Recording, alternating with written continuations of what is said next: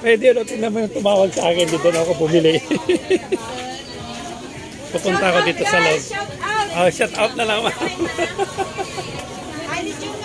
Papasok tayo dito sa ano. Alam mo, may nakita akong dito, ano, ganyan, oh. 50 ang isang ano nila. Isang tawag doon. Isang sopa. Punta tayo sa loob.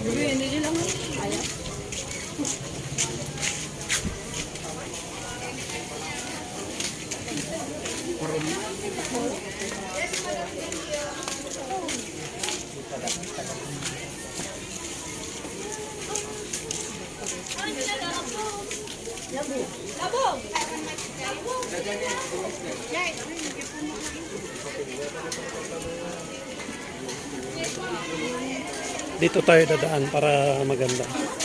Maganda yung ano.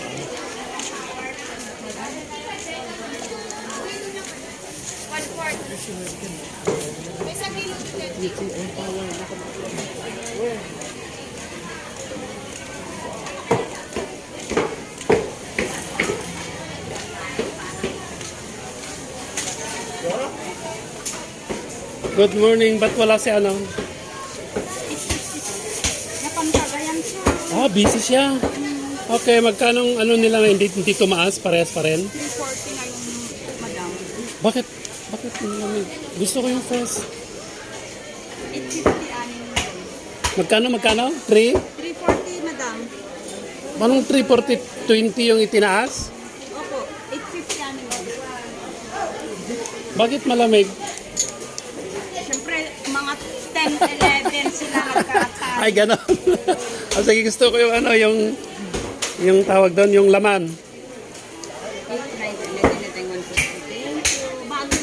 Bago lahat ba? Gusto ko yung laman. Pag ilang kilo na laman, madam? Oh, 1.5. Ay, ito pa. Dito, oh. Basit lang, madam. Basit lang. Na. Sige. Ayan na. Alright, slice Yung of 4 kilo na daw is ano, 3, tama ba? 340. 340. O, tumaas na yung ano. Magkano yung dati? 320. O, tumaas ng ano, ng 20. Normal lang naman yun kasi hindi na sa walang baboy talagang kailangan. 210 na ang live weight niya. 220. 210 na.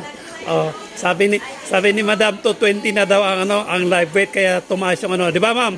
Pag tumaas yung live weight, tumaas din ang presyo. Tama po ba? Okay.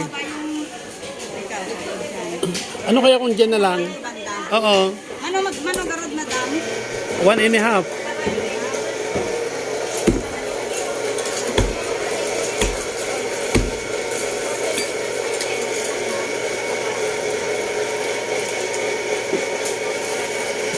Pero wala kang baka, no? Magkano yung baka nila?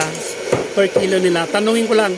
380? 380. Yung laman, papaitan 380. Yung bones, 350 yata o 340. Pang barbecue lang. Okay. Ay, pang barbecue. Oo. Para malaman-laman.